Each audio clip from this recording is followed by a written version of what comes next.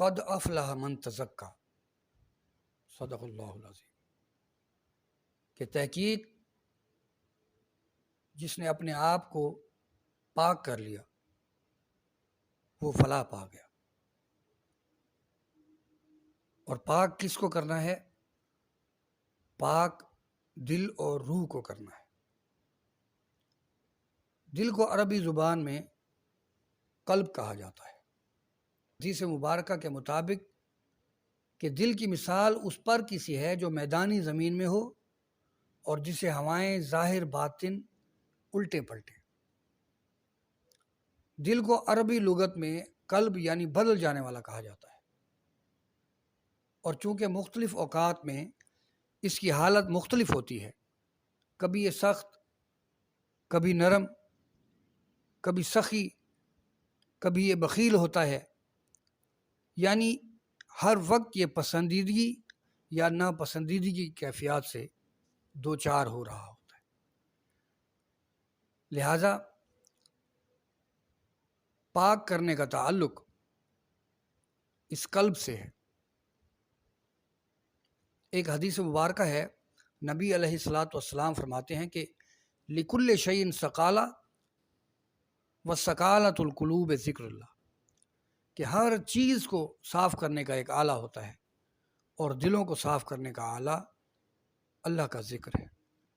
اللہ تبارک و تعالی فرماتے ہیں لقد من اللہ علی المؤمنین اذ بعث فیہم رسولا من انفسہم یتلو علیہم آیاتہ ویزکیہم۔ یہ جو لفظ ویزکیہم ہے، یہ تزکیہ نفس کے بارے میں ایک حکم ہے، اور تزکیہ نفس جسے آج ہم تصوف کا نام دیتے ہیں، جس کو ہم صحیح انداز سے سمجھ بھی نہیں سکے۔ صحیح بخاری کی حدیث مبارکہ ہے، اور حضرت ابن عباس رضی اللہ تعالی عنہ فرماتے ہیں کہ نبی علیہ الصلاۃ والسلام نے فرمایا کہ دل پر شیطان ایسے چمٹ جاتا ہے جیسے شہد پر مکھی، پھر جب آدمی اللہ کا ذکر کرتا ہے تو وہ ہٹ جاتا ہے، اور جب انسان ذکر سے غافل ہو جاتا ہے تو وہ اس میں وسوسے ڈالتا ہے۔ اور ایک اور جگہ مروی ہے کہ جب مومن ذکر اللہ سے غافل ہوتا ہے تو شیطان اس کے دل کو لقمہ بنا لیتا ہے، یعنی دل پر قبضہ کر لیتا ہے، اس کو بیہودہ کاموں اور فاسد تمناؤں کی طرف دھکیل دیتا ہے۔ حضرت عبداللہ بن بصر رضی اللہ تعالیٰ عنہ فرماتے ہیں کہ ایک شخص نے عرض کی یا رسول اللہ صلی اللہ تعالیٰ علیہ وسلم، اسلام کے احکام شرعیہ بہت ہیں، لیکن مجھے ایک ایسی بات بتا دیں جسے میں مضبوطی سے تھام لوں۔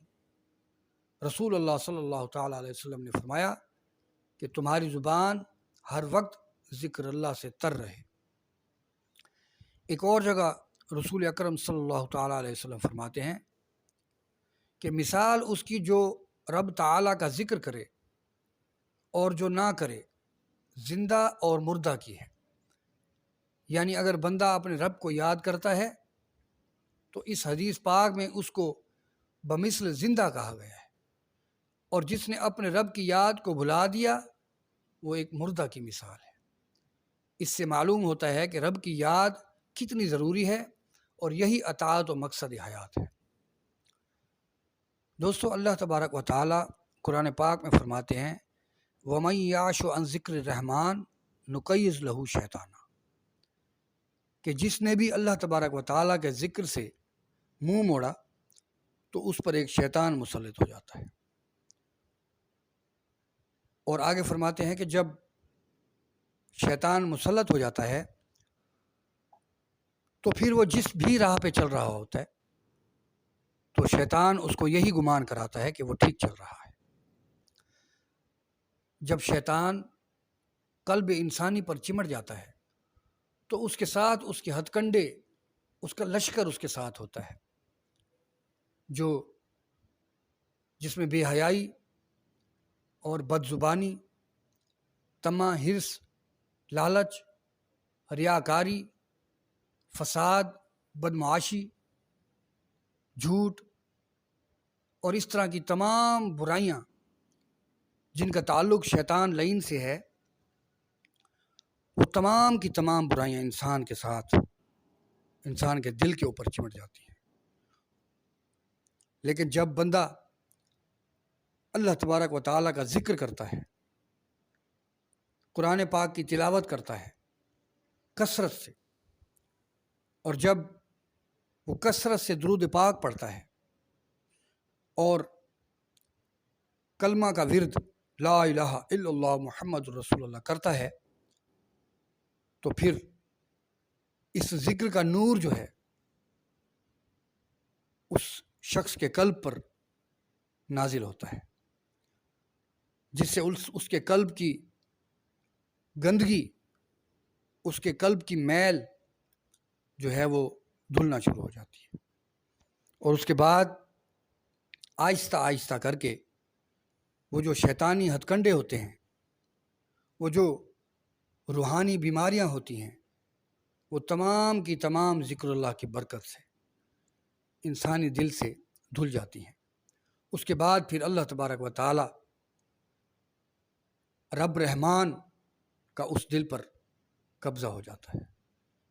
پھر جب اللہ تبارک و تعالی اس انسان کے قلب پر نظر کرتے ہیں، توجہ کرتے ہیں، تو اللہ تبارک و تعالیٰ کے انوار اور تجلیات اس قلب پر وارد ہونے کے بعد جو رحمان کے، جس کو ہم یوں کہیں گے کہ وہ تمام رحمان کے دوست، رحمان کا لشکر، جس میں ہمدردی ہے اور خوش اخلاقی ہے، حیا ہے، سخاوت ہے، اطاعت ہے، ادب ہے، عبادت ہے، یہ تمام کی تمام چیزیں اللہ تبارک و تعالیٰ کے حکم سے انسان کے قلب کے ساتھ جڑ جاتی ہیں۔ پہلے انسان کا قلب اور جو روح تھی وہ گناہوں کی میل میں اٹی ہوئی تھی۔ اس وقت اس انسان کی روح جو تھی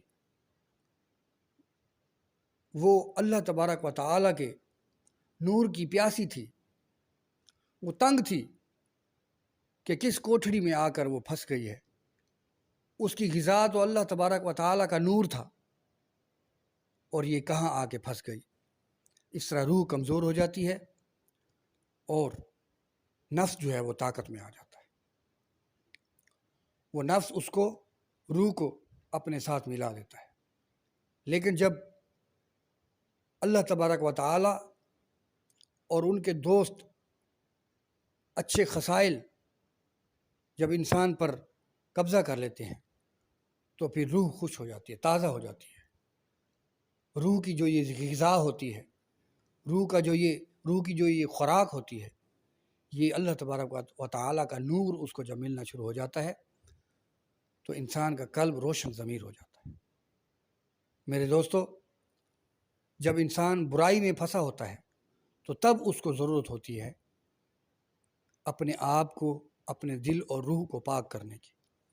اس روح کی پاکیزگی کو آج کل ہم تصوف کا نام دیتے ہیں، تزکیہ نفس کا نام دیتے ہیں۔